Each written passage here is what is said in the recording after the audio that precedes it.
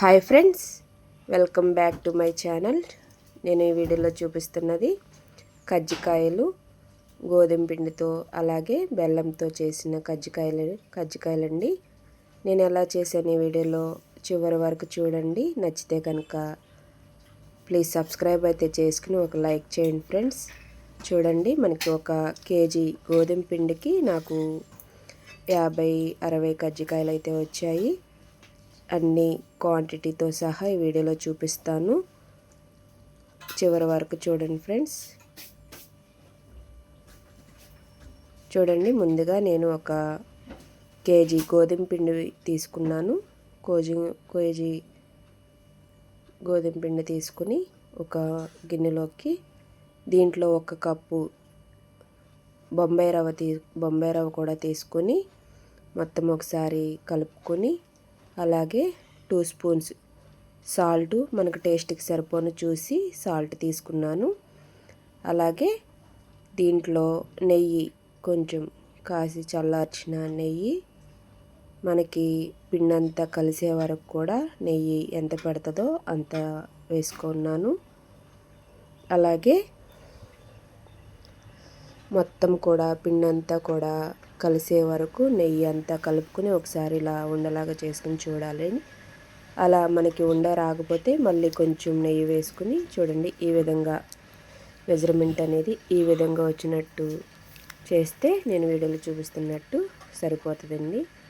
అలాగే వేడి నీళ్ళు కాచి చల్లార్చాను. గోరువెచ్చగా ఉన్న నీళ్ళతో పిండి మొత్తం కూడా కొంచెం కొంచెంగా నీళ్ళు పోస్తూ మనం పిండి అనేది చపాతీ పిండిలాగా, అలాగే పూరీ పిండి ఉంటుంది కదండి, అలా చేసుకుని పక్కన పెట్టేసుకోవాలి. ఈ విధంగా నేను వీడియోలో చూపిస్తున్న విధంగా చపాతీ పిండి అనేది కలుపుకొని ఒక అరగంట పాటు అయినా పక్కన పెట్టుకోవాలి. దాని మీద మూత పెట్టేసేసి ఈ విధంగా ఒక అరగంట పాటు మూత పెట్టేసేసి పక్కన పెట్టుకోవాలి.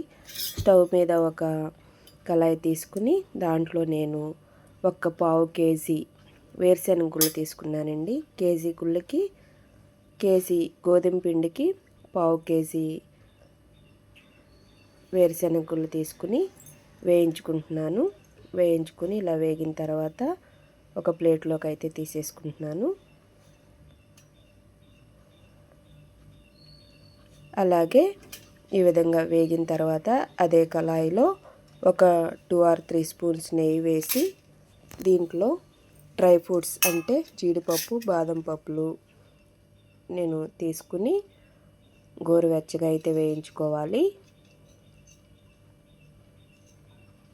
కలర్ మారే వరకు మంట లో ఫ్లేమ్లో పెట్టి డ్రై ఫ్రూట్స్ అనేది కూడా వేయించుకుని దోరగా అయితే వేయించుకుని మనం ముందుగా పల్లీలు వేయించి పెట్టుకున్నాం కదండి, ఆ ప్లేట్లోకి డ్రై ఫ్రూట్స్ కూడా తీసేసుకుని పక్కన పెట్టుకున్నాను. అదే కళాయిలో ఒక 2 స్పూన్స్ మరి కొద్దిగా నెయ్యి వేసి దీంట్లో నేను 3/4 కేజీ అంటే 75 గ్రామ్స్ బొంబాయి రవ్వ తీసుకున్నానండి. కేజీ గోధుమ పిండికి 75 గ్రామ్స్ తీసుకున్నాను. దీంట్లో ఇంకా కొంచెం 1 స్పూన్ 2 స్పూన్లు నెయ్యి కూడా వేసి మనకి రవ్వ అనేది కలర్ మారే వరకు చూడండి ఫ్రెండ్స్, ఈ విధంగా వచ్చే వరకు బొంబాయి రవ్వ అనేది నేతులు అయితే వేయించుకుని ఒక గిన్నెలోకి తీసేసుకుని పక్కన పెట్టుకుని చల్లార్చుకోవాలి. చూడండి ఫ్రెండ్స్, నేను ముందుగా పల్లీలను డ్రై ఫ్రూట్స్ 2 ఇలా కచ్చాపిచ్చాగా పొడి అయితే చేసేసుకుని బొంబాయి రవ్వ వేయించి పెట్టుకున్నాం కదండి, దాంట్లో వేసేసి కలుపుకోవాలి.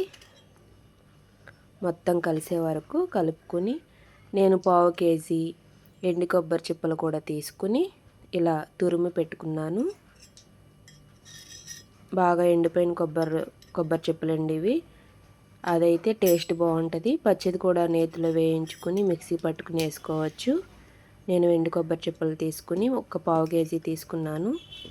మొత్తం కూడా కేజీ గోధుమ పిండికి మనకి క్వాంటిటీ కూడా చక్కగా మొత్తం కేజీ వచ్చే విధంగా చూసుకోవాలి. అప్పుడు మనకి పిండికి మనము కలిపిన పొడికి సమానంగా చక్కగా మిగలకుండా సరిపోతుంది. చూడండి, నేను ఒక 1/2 కేజీ బెల్లం తీసుకున్నాను. ఈ బెల్లాన్ని ఒక మిక్సీ జార్లో వేసేసి మొత్తం కొంచెం పొడిలాగా అయితే చేసుకోవాలి. చూడండి, ఈ విధంగా పొడి చేసేసుకుని మనం రవ్వ, కొబ్బరి, అలాగే డ్రై ఫ్రూట్స్ పొడి, అలాగే బెల్లం ఈ మొత్తం కూడా కలిపేసి మొత్తం కలిసే వరకు చక్కగా చేతితో కలుపుకుంటూ ఉండాలి. బెల్లంలో ఏమన్నా గడ్డలు అలా ఉన్నప్పుడు వాటిని మెదుపుకుంటూ చక్కగా మనకి పొడి అనేది చక్కగా ఇలా రెడీ చేసుకోవాలి. ఈ క్వాంటిటీ అయితే మనకి చక్కగా అంతా సరిపోతుందండి. ఇంకా పిండి కూడా ఏమీ మిగలదు. చూడండి ఫ్రెండ్స్, ఇప్పుడు చపాతీ నేను చేసేసుకుంటున్నాను. ముందుగా కలిపి పెట్టుకున్న చపాతీ చిన్న చిన్న ముద్దలుగా పిండి ఆరిపోకుండా ఒక్కొక్క కొంచెం కొంచెం తీసుకుంటూ దాని మీద ఒక తడి క్లాత్ కప్పేస్తూ పక్కన పెట్టుకోవాలి.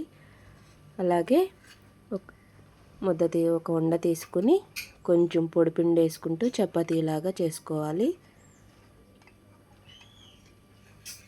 ఇలా చపాతీలాగా కొంచెం పొడిపిండి వేసుకుంటూ ఇలా చపాతీలాగా చేసేసి మనం చేత్తోనైనా కజ్జికాయ అనేది చేసుకోవచ్చండి. నేను కజ్జికాయ చేసే పీట ఉంటుంది కదండి, దాంతో అయితే నేను తీసుకుంటున్నాను. ఇలా దానికి చుట్టుపక్కల కొంచెం నెయ్యి కానీ లేదా ఆయిల్ కానీ రాసి దాంట్లో ఒక స్పూను ముందుగా కలిపి పెట్టుకున్న పొడంతా కూడా వేసేసి దాన్ని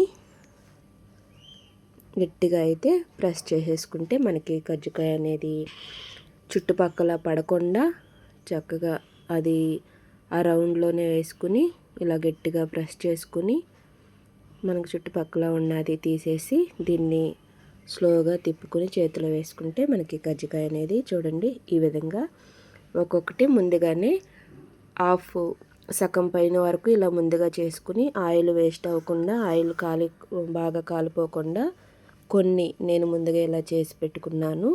మీరు కూడా అలా చేస్తే చేసుకోవచ్చు, లేదంటే అప్పటికప్పుడైనా చేసుకోవచ్చు. అలాగే స్టవ్ మీద ఒక కళాయి తీసుకుని దాంట్లో తగినంత ఆయిల్ వేడైన తర్వాత ఆయిల్ కొంచెం బాగా వేడైన తర్వాత వేస్తే మనకి వెంటనే కజ్జికాయలు అనేది దాంట్లోంచి పాడవకుండా మనకు చక్కగా పొంగిపోతాయండి. చూడండి, ఈ విధంగా మనకు ఒక్కొక్కటి అటు నుంచి టర్న్ చేసుకుంటూ చక్కగా అటు ఇటు కదుపుకుంటూ మనకి కజ్జికాయలు అనేది పర్ఫెక్ట్గా వస్తాయి. ఈ మెజర్మెంట్లో చేస్తే కనుక మనకి కజ్జికాయలు అనేది అస్సలు పాడవకుండా చక్కగా మనకి టేస్టీగా కజ్జికాయ అనేది చక్కగా మనకి రెడీ అయిపోతాయి. నాకు కేజీ గోధుమ పిండికి ఒక 50-60 అయితే కజ్జికాయలు అయితే వచ్చాయి. ఇదే క్వాంటిటీతో ఒకసారి ట్రై చేయండి ఫ్రెండ్స్. చూడండి, చక్కగా కాలిపోయాయి. అలాగే ఈ మొత్తం కూడా తీసేసుకుని ఒక ప్లేట్లోకి తీసుకుని అట్లా వాయిలాగా ఆయిల్ అయితే వేసేసుకోవటమేను. ఇంతేనండి, చాలా సింపుల్ రెసిపీ. చూడండి, చక్కగా గోల్డెన్ కలర్లో మనకి కజ్జికాయ అనేది అటు ఇటు చక్కగా కాలిపోయింది. ఇలా కాలిన తర్వాత తీసేసుకుని ఒక ప్లేట్లోకి తీసుకోవటమేను. మళ్ళీ ఇంకొక వాయండి. ఇలా మనం ముందుగా చేసి పెట్టుకున్న కజ్జికాయలన్నీ కూడా ఇలా ఆయిల్లో డీప్ ఫ్రై చేసేసుకుంటే మనకి కజ్జికాయలు అనేది ఈ విధంగా రెడీ అయిపోతాయి. ఓకేనండి, గోధుమ పిండి బెల్లంతో చేసిన కజ్జికాయలు. ఈ వీడియో కనుక మీకు నచ్చితే ప్లీజ్ సబ్స్క్రైబ్ అయితే చేసుకుని ఒక లైక్ చేయండి ఫ్రెండ్స్. మీ ఫ్రెండ్స్ ఉంటే షేర్ చేయండి. ఓకేనండి, తప్పకుండా నా ఛానల్ అయితే ఫాలో చేయండి ఫ్రెండ్స్. మరికొన్ని వీడియోలు అంతకుముందు పెట్టిన వీడియోలు కూడా మంచి మంచి రెసిపీసే నేను చేసి పెట్టాను. ఇంకా ముందు కూడా మీ సపోర్ట్ వల్ల నేను వీడియోస్ కూడా అప్లోడ్ చేస్తాను. Thank you for